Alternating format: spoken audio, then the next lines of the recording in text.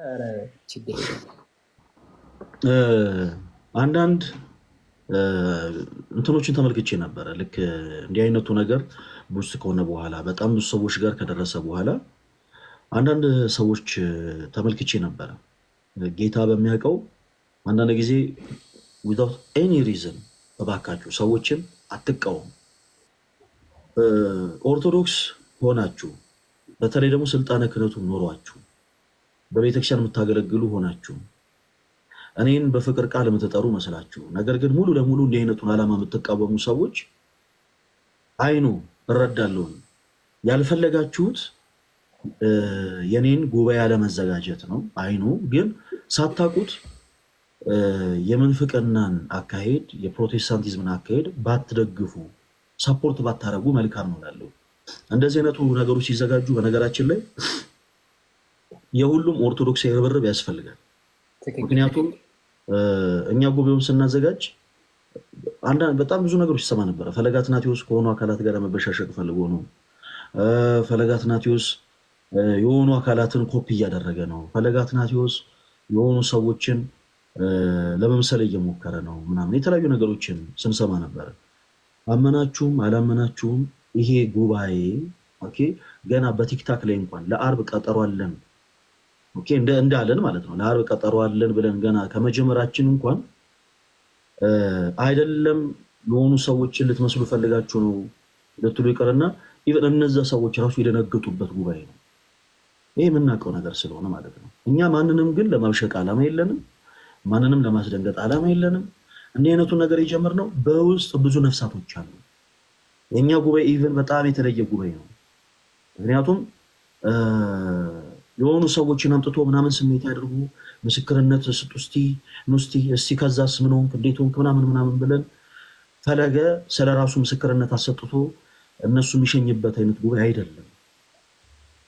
ትልቁ ዓላማችን እያንዳንዱ በኃጢአት ቆሽሽ ያለው የሚል ሰው በአጠቃላይ ወንድምም ሊሆን ይችላል እህትም ልትሆን ትችላለች አለለ ልክ በነፍስ የድፋምነት ስሜት ሲሰማቸው እኔማ ለቤተክርስቲያን አልገባም የሚሉ በጣም ብዙ ነፍሳቶች አሉ።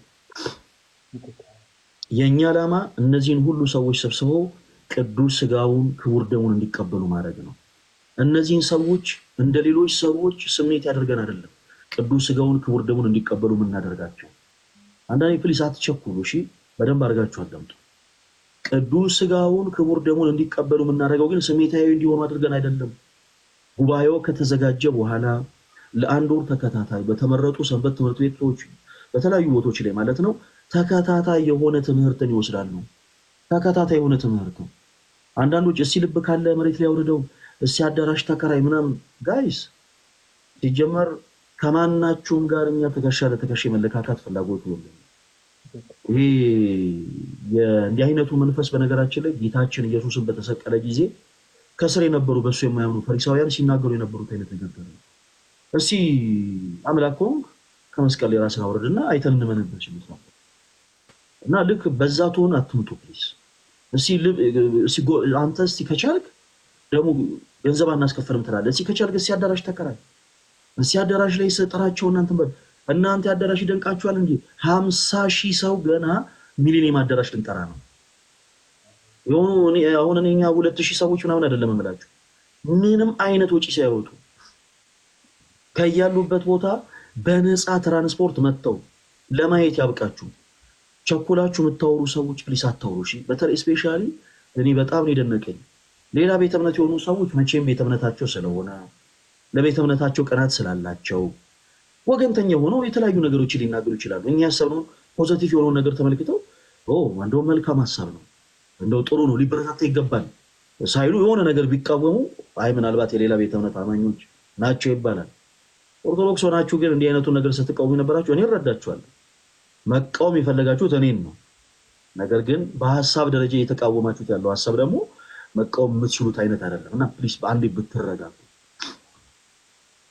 እናንተ የአዳራሽ ነው የሚገርማችሁ 2,000 እና 3,000 ሰው አይደለም አይናችሁ እያየ እኔ ፈለገ አትናቴዎስ ሚሊኒየም አዳራሽ 50,000 ሰዎችን ሰብስበን እናስተምራለን። 50,000 እግዚአብሔር ደግሞ ያንን ለማየት ያብቃችሁ። ኦርቶዶክስ ሊሆኑ ይችላሉ፣ ካቶሊክም ሊሆኑ ይችላሉ፣ ፕሮቴስታንትም ሊሆኑ ይችላሉ። እኛ የእምነት ችግር የለብንም።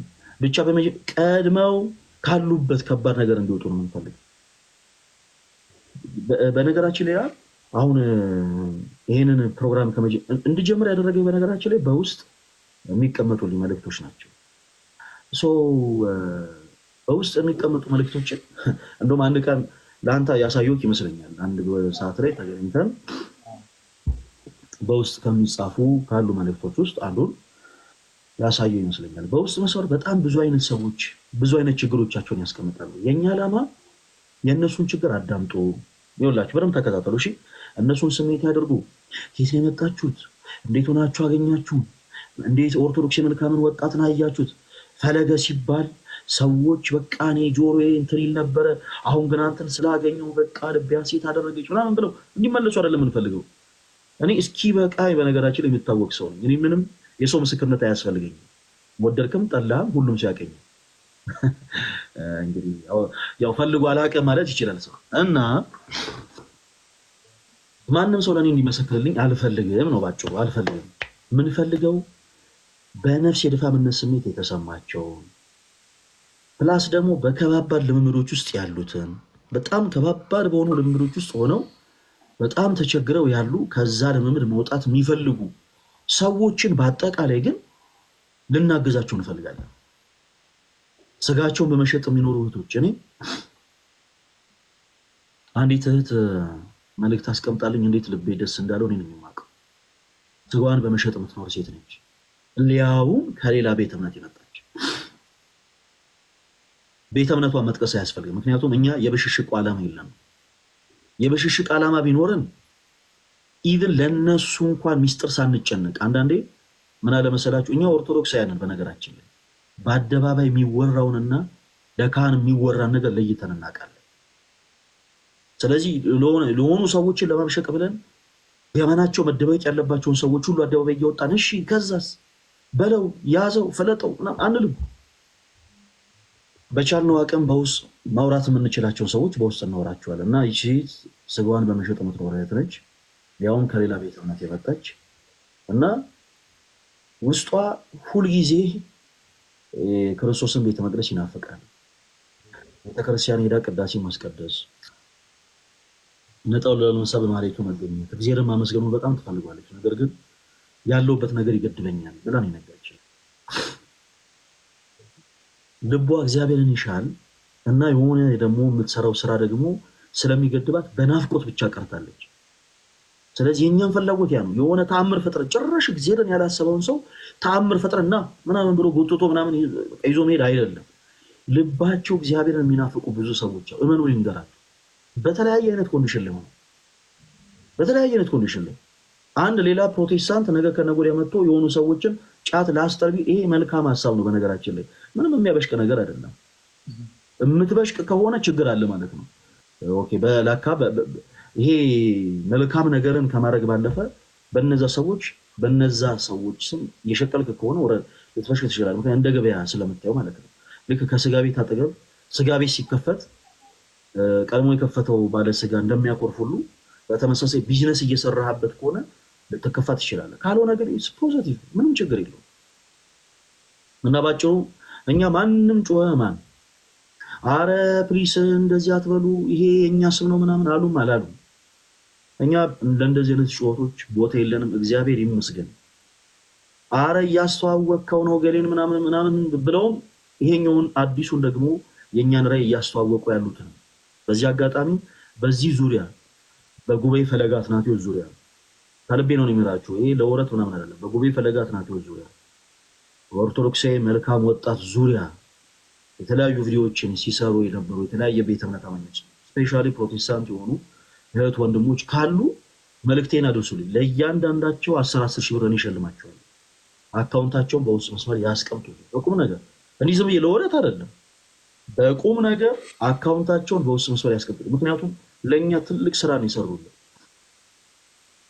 ይሄ ሁሉ ኦርቶዶክሳዊ የሆነ ሰው በአጠቃላይ በእነሱ ጩኸት እነሱ እኛን እናበሽቃለን ብለው እኛን እንዘልፋለን ብለው እኛን እናበሳጫለን ብለው በሰሯቸው ቪዲዮዎች ነው ይሄ ሁሉ ሰው ይሄንን ጉባኤ ፈለገ አትናቴዎስን ሊያቅ ሊረዳ ይቻለው። እና ለእያንዳንዳቸው 10 ሺህ ብር እንሸልማቸዋለን። ፈቃደኛ ከሆኑ ማለት ነው። ፈቃደኛ ከሆኑ አካውንታቸውን በውስጥ መስመር ያስቀምጡልኝ፣ እሸልማቸዋለሁ። እና ሁላችሁም እዚህ ውስጥ ያላችሁ ኦርቶዶክስ የሆናችሁ እህቶች ወንድሞች፣ ዛሬ ማታም እጅግ በጣም የምንወደው አንድ ወንድማችን በሌላ አይነት ኮንተንት የምታውቁት አንድ ወንድማችን ዛሬ ማታ ይመጣል። የኛ ዓላማ በቃ ያ ነው። በሌላ አይነት ህይወት ላይ ያለውን ሰው በአጠቃላይ ቀስ እያደረጉ ወደ ቤተክርስቲያን ማቅረብ ነው። ለምሳሌ ዛሬ ያብን ተመልከቱት። ያብ ያለ ፈለገ አትናቴዎስ እርዳታ ያለ ማንም እርዳታ በድንግል ማርያም ግን ረድኤት ከነበረበት ህይወት የተመለሰ ሰው ነው። ከነበረበት ህይወት ምን አይነት ህይወት ነበረው? ቆይ እሱ በኋላ ይነግራል። እንደ አዲስ ያብ ከዚህ በፊት ምን አይነት ህይወት ነበረው? ከዛ በኋላ እንዴት ብሎ በምን አይነት አጋጣሚ ወደ መንፈስ ህይወት ሊመጣ ቻለ? ሁሉ ነገር ከሱ ተሰሙታላችሁ። ተርኒንግ ፖይንት አለ ለሁሉም ሰው። ክርስቲያኖች ተስፋ እንዳትቆርጡ። እኔ ኃጢአተኛ ነኝ፣ እኔ በደለኛ ነኝ ብላችሁ በውጭ አትቅሩ። በቤተ ክርስቲያናችን የሚቆረሰው ስጋ የሚፈሰው ደም ያ ሁሉ ነገር የተከፈለው ለእናንተ ነው፣ ለኛም ነው። ስለዚህ ፕሊስ እባካችሁ ራሳችሁን አታሽሹ። ክርስቶስ ይፈልጋችኋል። እኔ ኃጢአተኛ ነኝ ብላችሁ ግን በመጥፎ ጸጸት ራሳችሁን ከቤተ ክርስቲያን አታርቁ። ብዙ ሰው በነገራችን ላይ ወደ ባዕድ አምልኮ ወደ ፕሮቴስታንት አዳራሾች ወደ ተለያዩ ጥንቆላ ስፍራዎች የሚሄደው አማራጭ ሲያጣ ነው። አማራጭ ሲያጣ በቤተ ክርስቲያን ውስጥ የቤተ ክርስቲያናችን ራስ የሆነው ክርስቶስ እኮ ከኃጢአት አጥቦ ሊያነጻን እንደሚችል እኮ ያውቃል። ግን ፍርሃት አለ አይደል? ፍርሃት እኔ እንዴት እቀርባለሁ፣ እኔ እንዴት ለዚህ ይገባለሁ የሚል ፍርሃት ስላለ ሰዎች ተደብቀው ያጡትን ሰላም ለማግኘት ተደብቀው ግማሾቻቸው ባዕድ አምልኮ ቦታ ላይ፣ ግማሾቻቸው ወደ ፕሮቴስታንት አዳራሽ፣ ግማሾቻቸው ወደ ጥንቆላ ስፍራ ይሄዳሉ፣ ይተናሉ። አሁን እባካችሁን ሳታውቁ የሄዳችሁም ጭምር ኑ ቤተክርስቲያናችሁን አውቁ። ሳታውቁ የባዕድ አምልኮ ለማመድ የጀመራችሁም ጭምር ኑ ከአጋንንት ስራት ነፃ አውጡ። የምታመልኩት አምላክ ክርስቶስ ነፃ የሚያወጣ ከኃጢአት ድፋምነት ስሜት አጥቦ የሚያነጻ አምላክ ነው። ስለዚህ ኑ ቀረብ በሉ፣ ሸክማችሁን አቅሉ እና ይሄንን አጋጣሚ ሁላችሁም ሊያመልጣችሁ አይገባም። በተለያየ ችግር ውስጥ ያላችሁ አርብ ማታ እድል እንሰጣችኋለን። መጣችሁ ያላችሁበትን ከባድ የሚባል ችግር ተነግሮናላችሁ። በቻልነው አቅም እኛም ከቤተክርስቲያን ትምህርት ጋር ማድረግ ያለባችሁን ነገር ነገራችኋለን። ከዛ በኋላ ግን ይሄ ነገር ቀጣይነት ይኖራል። በወር አንዴ አይደለም፣ በየሳምንቱ አንዴ አርብ ማታ የኦርቶዶክሳዊ መልካም ወጣት መርሃ ግብር ብቻ ነው ያለው። መሬት ላይ አውርደን ጉባኤ ፈለገ አትናቴዎስ የሚባል ጉባኤን ደግሞ እንደ እግዚአብሔር መልካም ፈቃድ ለሁሉም ሰው እናሳያለን። ብዙዎችም ይጠቀሙበታል ብለን ተስፋ እናደርጋለን። እግዚአብሔር አምላክ ይርዳን። ያብዬ ሳንወጣ በፊት እንደው በቻልኩ አቅም ከዚህ በፊት የሆነ ሰዓት ላይ ይመስለኛል ዶንኪቲው ላይ እንዴት ከነበርክበት ህይወት ከዚህ በፊት ቲክቶክ ፕላትፎርምን ስትጀምር መንፈሳዊ ኮንተንት አልነበረም እያለ የሆነ ሰዓት የተለያዩ ነገሮችን ጀምረ ነበር። የተለያዩ አይነት ላይፎችን አሳልፈሃል። ከዛ በኋላ እንዴት ነው ወደ መንፈሳዊነት የመጣው? እግዚአብሔር አምላክ አንዳንዴ ታሪክ ቀያሪ ነው። ጴጥሮስ ከቤቱ ሲወጣ የወጣው አሳ ለማጥመድ ነበር፣ ግን ጌታችን ኢየሱስ ታሪክ ቀያሪ ነውና ከዚህ በኋላ አሳ አጥማጅ ሳይሆን ሰውን አጥማጅ ትሆናለህ አለው። ጳውሎስ አሳዳጅ ነበር። ከዛ በኋላ ግን ብርሃን ዓለም ተባለ። በአንድ ቀን 3000 ነፍሳትን የሚያስጠምቅ ሐዋርያ ሆነ። ያብስ እንዴት ነው አሁን ለሌሎቹ ተሞክሮ እንደው? ምክንያቱም አሁን ላይ ፈርተው የሚቀመጡ በጣም ብዙ አይነት ሰዎች አሉ፣ የተለያየ አይነት ልምምድ ውስጥ ያሉ እና ያብሻ ምን አይነት ላይፍ ነበረው? እንዴት ሆኖ ነው ወደ መንፈሳዊ ህይወት የመጣው? እሱን ትንሽ ንገረን። እሺ ፈለገ፣ አመሰግናለሁ። ያው በመጀመሪያ ያው ቢያንስ አንድ ሰው ቢቀየርበት ማውራቱ መልካም ነውና እኔ እንግዲህ ቲክቶክ ላይ ዓለማዊ ስራ ነበር የምሰራው። ማለቴ ፕራንክ ሰራ ነበር፣ ሊፕሲንግ ዘፈኖችን ሰራ ነበርና ከቤት ቲክቶክ እንደጀመርኩ አካባቢ እንደዚህ ዓለማዊ ስራዎችን እየሰራው ከቤት ወጣው፣ ከቤተሰብ ማለት ነውና ብቻዬን ከጓደኞቼ ጋር መኖር ጀመርኩ። ከዛ ያው ጌም እንደዚሁ ስጫወት በፕራንኮቼም አንዳንድ የሚወዱኝ ሰዎች ነበሩና በጊፍት መልኩ ሰፖርት ያደርጉኝ ነበር አንዳንድ ነገር እና ያው ዓለማዊ ነገርን እየሰራው እቺ ገንዘቡ መምጣት ጀመረ ማለት ነው። ከዛ እንደዚህ ሲሆን ምን አይነት ላይፍ ጀመርኩ? ያለ እድሜ ማለት ነው። የክለብ ላይፍ የሚባል በቃ በጣም ቆሻሻ የሆነ ላይፍ ውስጥ ገባው ማለት ነው። የክለብ ላይፍ ውስጥ ገባው። ሌሊት ጌም ጮትና 8 ሰዓት ላይ ይወጣለው። አንግቸው 3 ሰዓት 4 ሰዓት ነበር ምገባው። ያውም አንድ ክለብ አይደለም ምገባው የነበረው 4-3 ክለብ ነው ምገባው። ኤጅ ምናምን አይጠየቅም። ትንሽ ሚዲያው ላይ ከታወቅ በቃ አንተ ከሄድክላቸው እዛ ቤት ማንም ይመልስ የለም እና እውቅናው በዓለማዊ ሁኔታ ይጎዳኝ በዛ ታይም ነበረ። በጣም ነበረ መጠጥ ጀመርኩ፣ ለመርኩ፣ መጠጣት ጀመርኩ፣ መዝናናት ጀመርኩ። ክለብ የሚባለው ነገር ደሜ ውስጥ ገባና ጭራሽ ሳልወጣ ስቀር ቤት ውስጥ ራሱ ይጨንቀኝ ነበረ። በጣም ነበር የሚጨንቀኝ። በቃ ወጥቼ በቃ ላልሰክር እችላለሁ ግን በቃ እዛ ጋር ያለው ቫይቡ በቃ በጣም ይመቸኝ ነበር ውስጤ ላይ እና ይሄ ላይፍ እየተደጋገመ መጣብኝ። ብራሊዝም ቤተሰቦቼን ማለቴ ሀብታሙ ነው አይደለም። እኔ እዚህ ጋር በቀን 10 ሺህ ብር 20 ሺህ ብር ልሰራ እችላለሁ። ቲክቶክ ላይ ሊሰጡኝ ይችላሉ ወዳጆቼ። ያችን ብር ግን ማጠፋት ክለብ ላይ ነበር እኔ ማለት ነው። ግን ለቤተሰቦቼ ሳፖርት ባደርግበት ያ ገንዘብ ቀላል ነገር አይደለም። በቃ በመጦጭ በአልኮሎች ያልቃል ማለት ነው ያ ገንዘብ እና የተደጋጋሚ ላይፍ መምጣት ጀመረ ወደ እኔ። ይሄ ላይፍ ሲመጣ ይኸው እመቤቴ ምስክሬ ናት። ደውሎልኝ ማያውቀው ማለት ነው ደውሎልኝ ማያውቀው አንድ ጓደኛዬ ደወለልኝና ያብ ለምን ሰሚነሽ ኪዳነ ምህረት አንሄድም ማለት የት ነው ሰሚነሽ ኪዳነ ምህረት አለሽ ደብረ ብርሃን አንድ ሰሚነሽ ኪዳነ ምህረት የምትባል በጣም ተአምረኛ ቦታ ነው። ዝም ብለን እስኪ ናስቲ ምናምን ተባልኩ እና የሆነ ክለብ ላይ ደግሞ እናቴ ትሙት ይመጣሉ ተብለን ማለት ነው። በዛን ቀን ፖስተራችን ሁሉ ተለጥፎ ነበር ይመጣሉ ተብለን እኛ ማለት ነው። እኔ እንጃ እኔ ምን እንደወሰደኝም አላውቅም ነበር ማለት ነው። ጭራሽ እንደ ኦርቶዶክስ አንገቴ ላይ ማተብ አድርጌ እንዴት እሁድ እንኳን ቤተክርስቲያን አልሄድም ገባ። ከዛ ተነስተን ነጠላ ይዤ ከማዘር ቤት ሄድኩ ማለት ነው።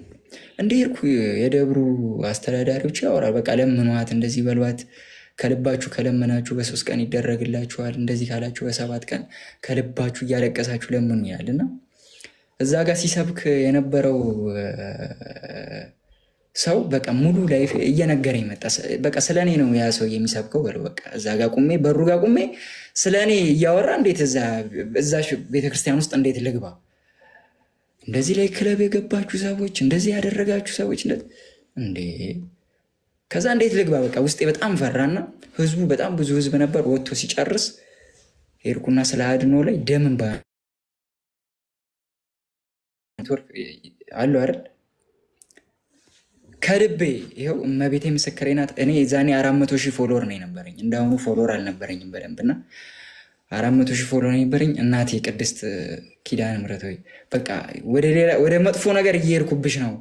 በቃ የሆነ የሚሰጠኝ አይወልም።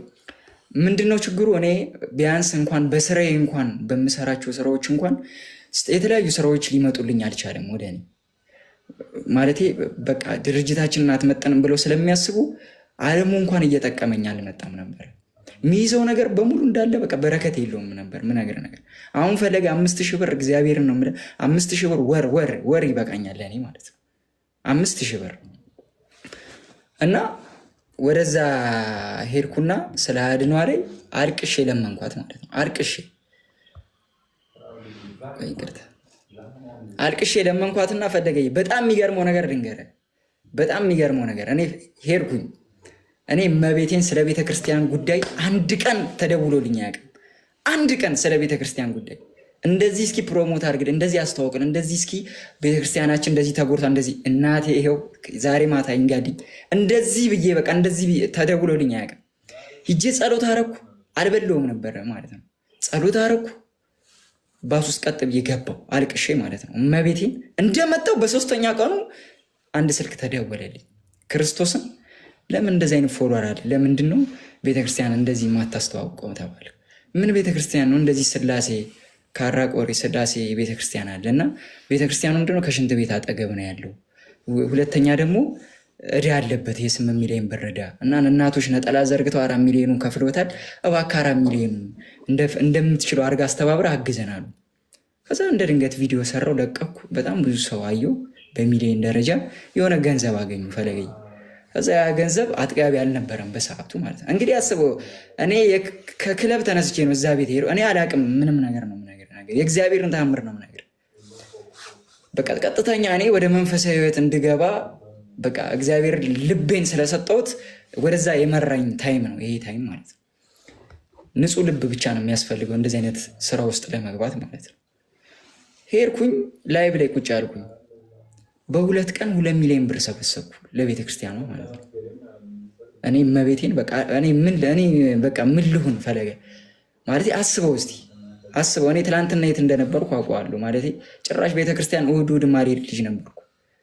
ይሄን ስል በጣም ያው ከልጅነት አንፃር ሰው ምን አይተ ነው እንደዚህ ሊል ይችላል እንዳይመስላችሁ። እኔ ያላየሁት ነገር የለም ክርስቶስን ከሶስት ጀምሮ ያላየሁት ነገር የለም ያላየሁት ነገር ማለት ነው። ከዛ በኋላ ምን አደረኩ? ሁለቱን ቀን 2 ሚሊዮን ብር ከተሰበሰበ በኋላ ያ ቤተክርስቲያን ያው ብዙዎቻችሁ ታውቁታላችሁ። ለአዲስ ሰው ነው እየተናገርኩ ያለው። ከዛ ዓለም ላይ አሁን ላይ በደንብ የሚታወቁ ዘፈንም ያላቸው ትልልቅ ላይቭ ስትሪመሮች አይናቸው በሙሉ እኔ ቤት ሆነ ማለት ነው። ላይቭ ላይ ሆነ እዛ ጋር ሲያዩኝ ሁሉም መጡና እዛ ጋር በአንድነት ፕሮቴስታንቱ እግዚአብሔርን እንግዲህ ጆን ዳንኤልን ካወቃችሁት ፕሮቴስታንት ነው። ናውን ፎንቲን ካያችሁት ፕሮቴስታንት ነው። ሙስሊሞች ነበሩ። አይዛክ የሚባል ሙስሊም ልጅ ነበር። መጡ ነው ቤት ላይ ገቡ። በሁለት ቀን 2 ሚሊዮን ሞላ። 4 ሚሊዮን ተከፈለ እዳው ማለት ነው። ከዛ በኋላ እግዚአብሔር ወደ መንገድ ያለው ያንን ያየ ያንን ቪዲዮ ያየ ያንን ስራ ስሰራ ያዩኝ ሰዎች ኢንቦክስ ላይ ያወሩን ጀመረ። እኛንም እንደዚህ አግረን ሰፖርት አድርገን ምናምን እያሉ ጀመሩ እኔን ማለት ነው ኢንቦክስ ላይ። ከዛ በኋላ የእነሱን መልስ ሰጥ እግዚአብሔር በእኔ ላይ ያድሮ እኔ ብቻ ይወለ ፈለገ እኔ እናቴ ትሙት እኔ በጣም የሚገርመኝ ነገር ነው ነገር እኔ ስለሆነ ቤተክርስቲያን እንደዚህ ብዬ ከሰራው አሁን ላይ ማለት ነው እግዚአብሔር ይመስገን እኔ ማለት ነው እንደ በፊቱ ብር ላልሰራ እችላለሁ። ምንም ብር ላይኖረኝ ይችላል። ግን እግዚአብሔር መያዜ እግዚአብሔር ጋር መጠጋቴ ማለት ነው በቃ ከምንም በላይ በህይወቴ በቃ እንደዚህ መስመር ውስጥ ልስትበት በቃ እንደዚህ ምላጭ በቃ ልስትበት የነበር ታይም ላይ ነው ወደ እግዚአብሔር የተጠጋሁት እኔ ማለት ነው። ከዛ ይሄ ሁሉ በረከት እኔ በእኔ አቅም ሊሰሩ ማይችሉ እግዚአብሔር እንዴት መርጣዬ ነው ማለት እንዴት መርጣዬ ነው እንዴት ልሰራ እችላለሁ እንደዚህ አይነት ስራ እስከምል ድረስ ማለት ነው። የሚመጡ ምሰራቸውን ቤተክርስቲያን አድባራት ወጣያላችሁ ኮሜንት ላይ ያው ሁሉ ሰው በህይወቴ በጣም ትልልቅ ሰዎችን አፈራው። በዚህ ታይም ብር ከማፍላቂ ሰው ማፍራት ይበልጣልና መንፈሳዊነት የገባውበት ልቤን ስለ እግዚአብሔር በቃ ንጹህ አድርጌ የመመለስ ብቻ እናንተ ውስጣችሁ የመመለስ ፍላጎት ይኑራችሁ ብቻ ከልባችሁ ተማጸኑ ብቻ እመቤቴ ምስክሬ ናት ነው የምላችሁ። ምንም የማይስተካከል ነገር የለም። እኔ ያለሁበት እንደዚህ ሱሰኛ ነኝ እኔ ቤተክርስቲያን አይገባኝም እንዴ እንደዚህ አይባልም። እኔም አይገባኝም ነበር። እንደዛ ከሆነ እኮ እዛ ደጅ ላይ ልረግጥ። እግዚአብሔር መጀመሪያ በራስ ይጠራል፣ ከዛ በጓደኛ ነው የሚጠራ።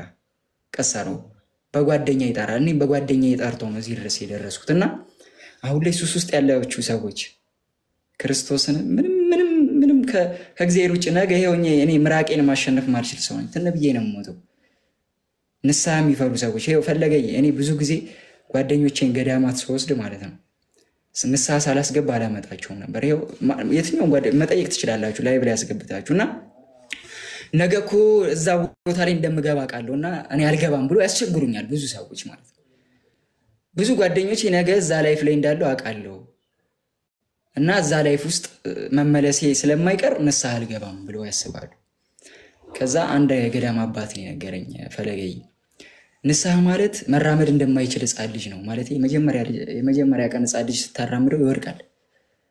አሁንም ትይዟል ይዘው ለመሄድ ትሞክራለህ አሁንም ይወድቃል። ከዛ የልጅ መጨረሻ ላይ አሸንፎ ይራመዳል ጠንክሮ አይደል። ንስሐም እንደዚህ ነው። ከእግዚአብሔር ጋር ትታረቃለህ፣ ትወድቃለህ፣ በዓለም ትፈተናለህ፣ ከዛ ደግሞ ድጋሚ ንስሐ ትገባለህ። እግዚአብሔር በህይወታችሁ ውስጥ ተአምር ያደርግላችኋል። ያን ተአምር ስታዩ ዓለሙ በሙሉ ያስጣኔ ገዳማት ሲሄደው ጅሩ አርሴማ ባለፈው ሄድኩ ቀን ፈለገ ወደዚህ መምጣት አልፈለኩም። በቃ አልፈለኩም። እግዚአብሔርን እዛው ቁጭ ብዬ ማገልገል ነበር የፈለኩት። ገባ ውስጥ በቃ እግዚአብሔር ሰርጾ ይገባል። በቃ እናንተ ብቻ ልባችሁ ንጹህ ሆኖ ወደ እግዚአብሔር ለመቅረብ ብቻ መፈለግን ነው። በቃ ልባችሁ ንጹህ ሆኖ እግዚአብሔርን ለመፈለግ ክርስቶስን ለመፈለግ መሄድ ብቻ ነው። መንፈሳዊ ህይወት ማለት በቃ ለሰው ልጅ በተለይ ለወጣቱ በአሁን ዘመን በጉብዝና ወራት እግዚአብሔርን አስብ እንደሚባለው በዚህ ሰዓት መንፈሳዊ ህይወት አለው። በጣም ብዙ ፈተና አለው። ፈለገን እያያችሁት ነው አይደል? በጣም ብዙ ፈተና አለው። እኔ ላይ እንኳን ብነግራችሁ እስከምትሉ ድረስ በጣም ብዙ ፈተና አለ። ግን ያ ፈተና መጨረሻው ያማረ ነው የሚሆነውና ወደ መንፈሳዊ ቤት ስትመጡ አትፍሩ።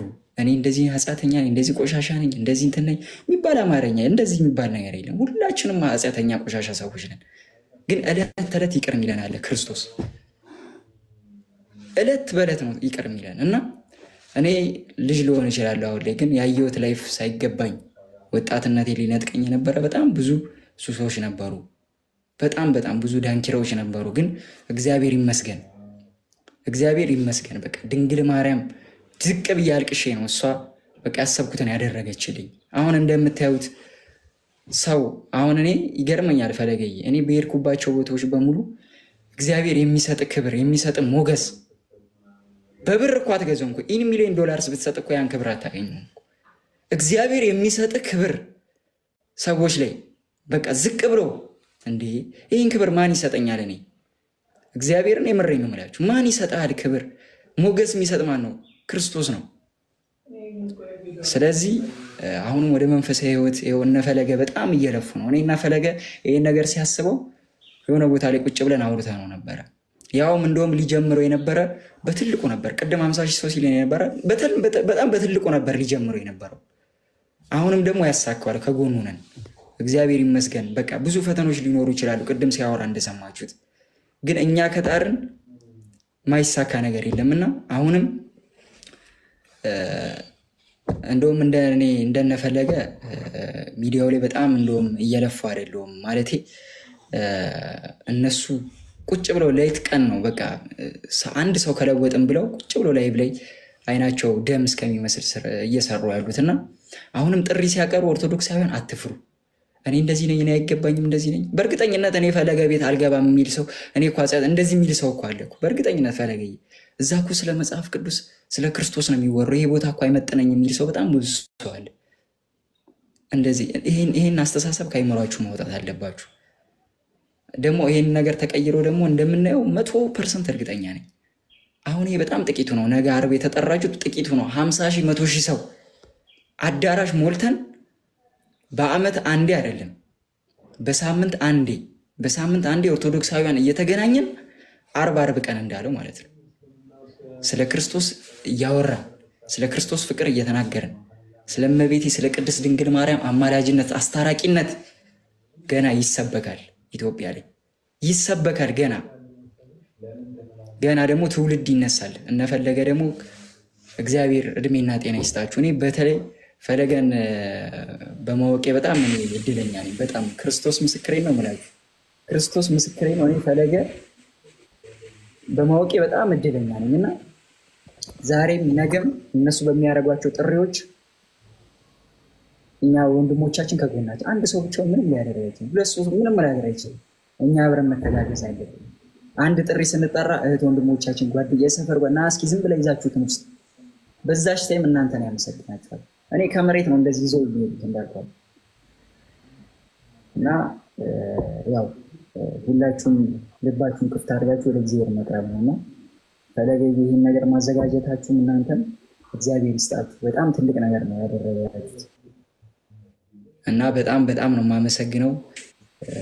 እኔ በቻልኩት አቅም ያው ወንድሜ በጣም ታውቃለህ፣ በጣም ነው የምወድህ፣ በጣም ነው የማከብርህ፣ በጣም ማለት ነው። እኔም ባልከኝ ቀን በሙሉ ተገኝቼ አቅሜን አደርጋለሁ። ዓለም ላይ ያሉ ብዙ ጓደኞች አሉ፣ እነሱን ይዤ መጥቼ ጥሩ ነገር እናሳልፋለን። ስለ ክርስቶስ ፍቅር በደንብ ስለ ቅድስት ድንግል ማርያም አማላጅነት እደግመዋለሁ። ገና ይሰበካል። ገና አመሰግናለሁ።